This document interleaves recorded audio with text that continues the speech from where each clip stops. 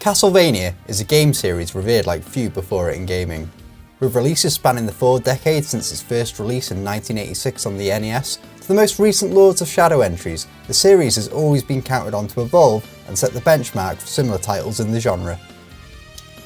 Symphony of the Night was released on March 20th, 1997 in Japan, and in the fall of 1997 for Europe and North America.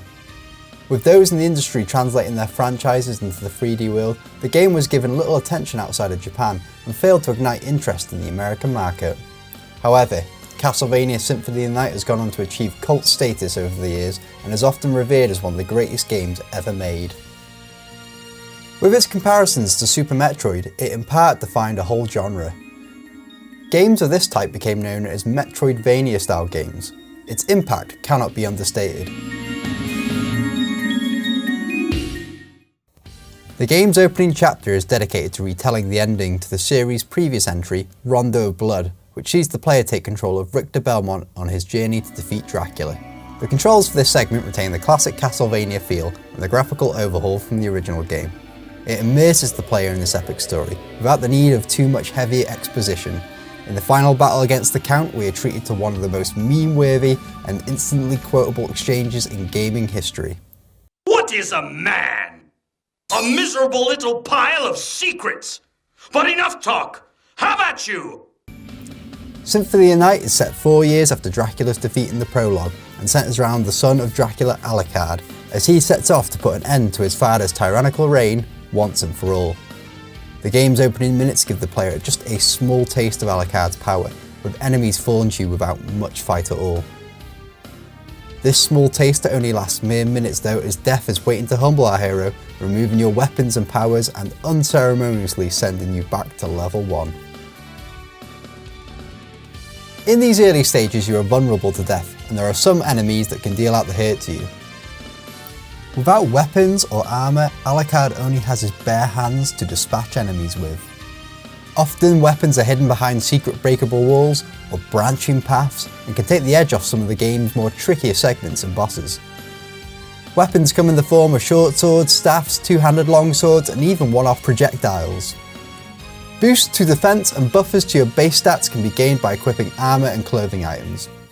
Certain armour sets and clothing found across the map can also give you access to previously inaccessible areas. The Spike Breaker, as the name suggests, allows the player to walk over harmful areas impervious to damage. Not only is this rewarding, but it prompts you to look further down every nook and cranny to find the game's many hidden items.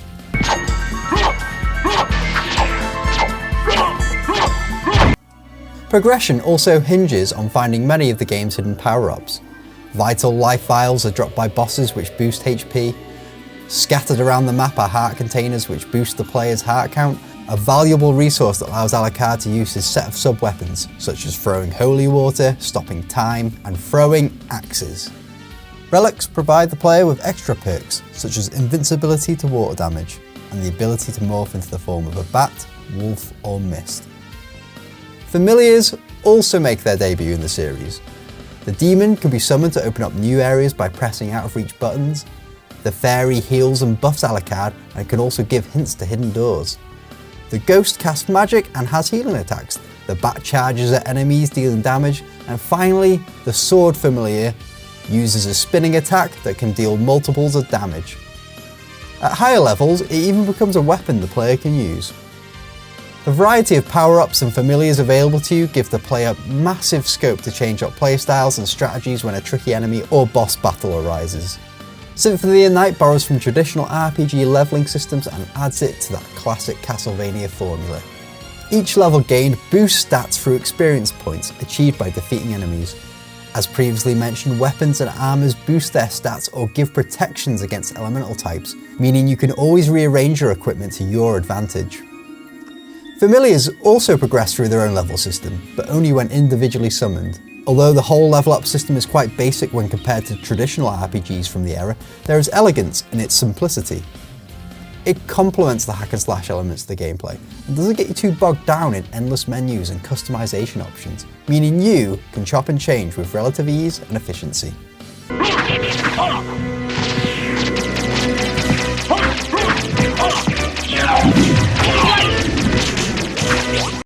Unlike previous entries, Castle Dracula is non-linear and the main bulk of it can be accessed from the start. Save points can be quite rare in parts of the castle, but are spread out enough not to be a huge issue to overcome. When discovered, warp rooms unlock fast travel to 6 points around the map, making travel a little less tedious. This is especially helpful when trying to get to certain sections of the castle on the other side of the map. The castle itself is divided into several distinct areas such as the library or the Colosseum. Each of these areas feel varied and distinct and always have something new to show you.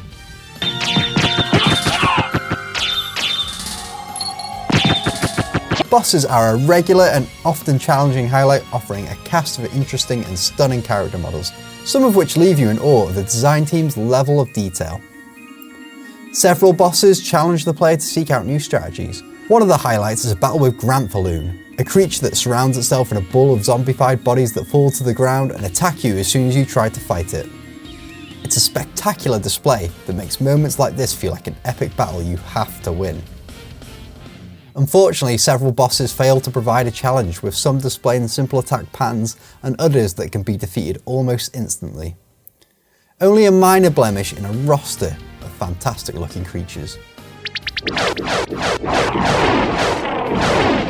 Gaining possession of a few items later in the game allows you to unlock the Inverted Castle, a secret area where the entire castle has been flipped upside down, effectively doubling the map size.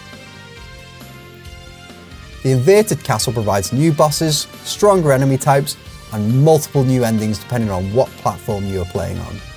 Whether it's a different take on how you've approached the game for the first time, or maybe even something you've never even seen before, the replayability on offer here draws you back in time and time again.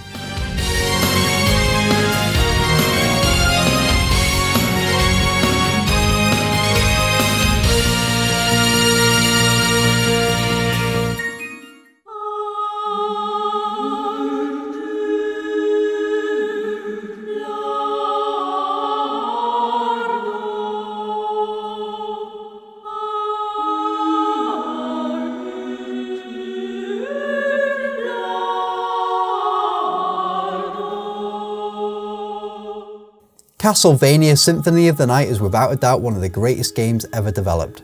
Its enduring legacy is a testament to the dedication and craftsmanship the team at Konami employed in its creation and its execution.